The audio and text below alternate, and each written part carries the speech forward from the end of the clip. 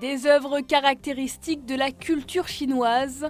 La céramique Céladon, que l'on reconnaît à ses nuances de vert, est un type de porcelaine remontant à la dynastie Song, qu'il est possible de découvrir à Remiremont dans les Vosges au musée Charles Fréry, une initiative conjointe de la ville, du musée et du Centre culturel de Chine à Paris. Ces 45 œuvres sont exposées en France pour la première fois. On peut remonter jusqu'au XIIe siècle. À cette époque-là, et c'est très demandé en Europe. On a fait beaucoup d'exportations. Considérée par le peuple chinois comme un trésor de la culture traditionnelle, la céramique Céladon est aujourd'hui toujours très recherchée par les collectionneurs. L'exposition Longchuan mondiale est à découvrir au musée Charles Fréry jusqu'au 2 février prochain.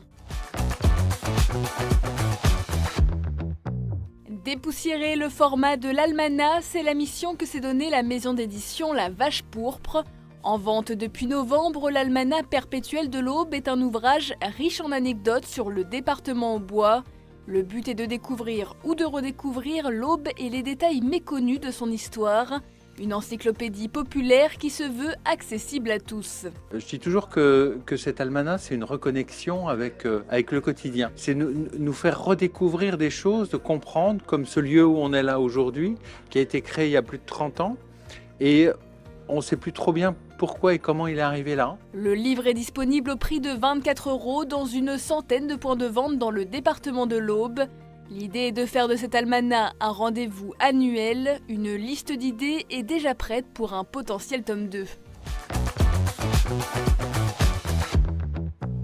Des manuscrits historiques et des œuvres créées spécialement pour cette exposition. Voilà la recette concoctée pour célébrer les 180 ans de Paul Verlaine, célèbre écrivain et poète né à Metz en Moselle.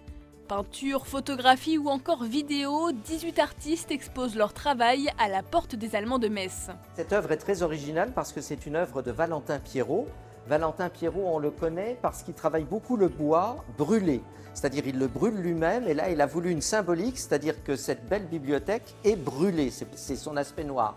Et très curieusement, d'habitude quand on parle littérature ou livres, ce qu'on brûle ce sont les livres, pas les bibliothèques. L'occasion de montrer que la liberté d'expression et de création que l'écrivain prônait continue d'influencer les artistes modernes. L'exposition Verlaine 180 est à découvrir à la porte des Allemands de Metz jusqu'au 31 janvier.